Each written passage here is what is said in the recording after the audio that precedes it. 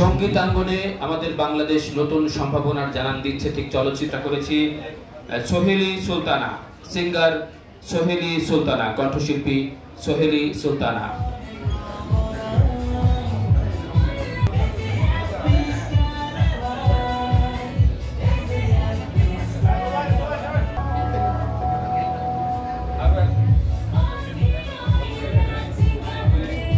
আরো একজন beauty expert যাদের হাতের জাদুর ছোল ঘটান, অন্তরা ইসলাম, বিউটি এক্সপার্ট অন্তরা ইসলাম।